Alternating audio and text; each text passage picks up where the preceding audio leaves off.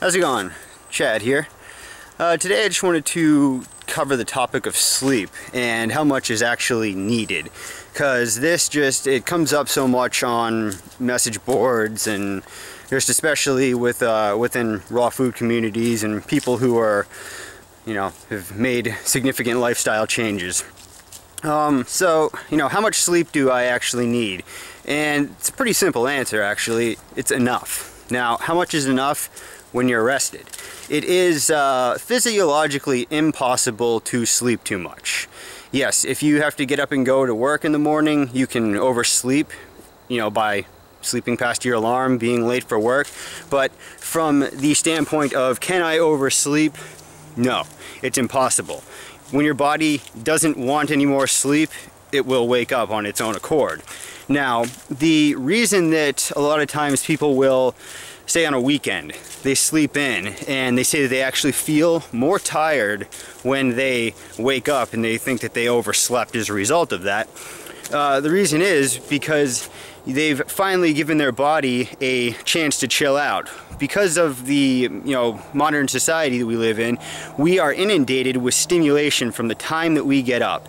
Now, most people think of stimulation as, a coffee or maybe a spicy food or a cigarette, but no, stimulation goes far, far, far beyond that.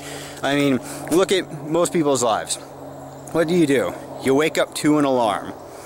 It's something that we have to do, but we wake up to an alarm, so that's and most people will do one or two or three or four of many things. They grab their phone, they start looking at Facebook, they start checking their email, they turn on the television, they turn on some music, or maybe their alarm was music.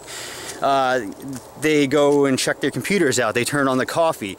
It's just we're hitting ourselves with stimulation from the very, very get-go until the time we hit the pillow at night, because a lot of people unfortunately fall asleep to the television, which also isn't a good thing because you're not going to get in the deepest state of sleep that you can, regardless of what you may think.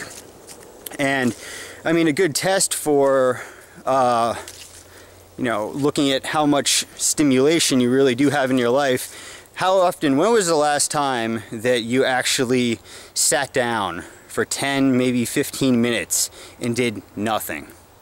Close your eyes, or maybe even just stare at the wall, but did nothing.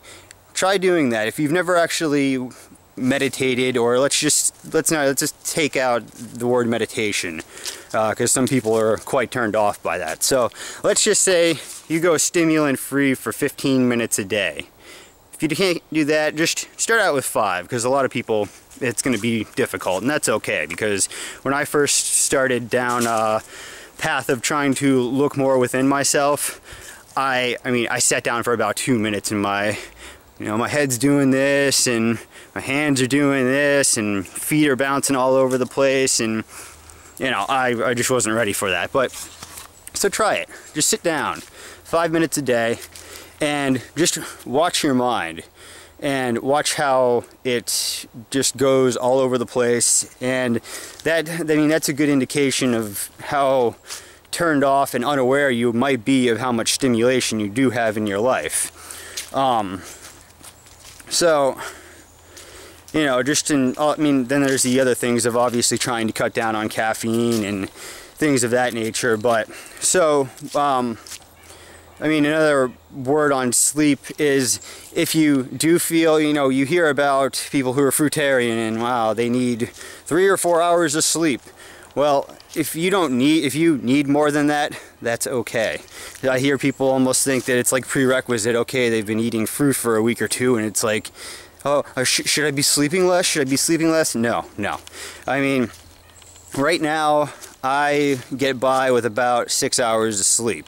It fluctuates. I mean, when I feel like I'm in more of a state of detoxification, yeah, I need more. When I was training for ultra marathons, I needed at least 8 to 9 hours of sleep, because I was running a lot on top of working. And it was pretty hard at times to get that, but pretty much pulled it off. So just make sure that you get sleep and rest accordingly.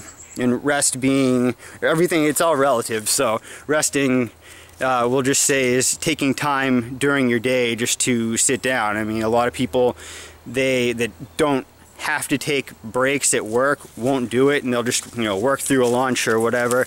But try to take time throughout your day. You know, if you work in an office, get up, stretch, move around, go outside, get some fresh air, and just do that.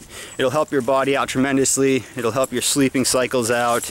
Another thing with, I won't go into circadian rhythms or anything like that, but try to get to bed before 10 o'clock at night, if at all possible. I mean, I can't personally do that because of my work schedule, but most people who work a 9 to 5 can pull that off. So it's much better to go to bed early and get up early than it is to go to bed late and sleep late, for the most part. All right, well, that's it for today. Get out there, have some fun, and I'll talk to you later.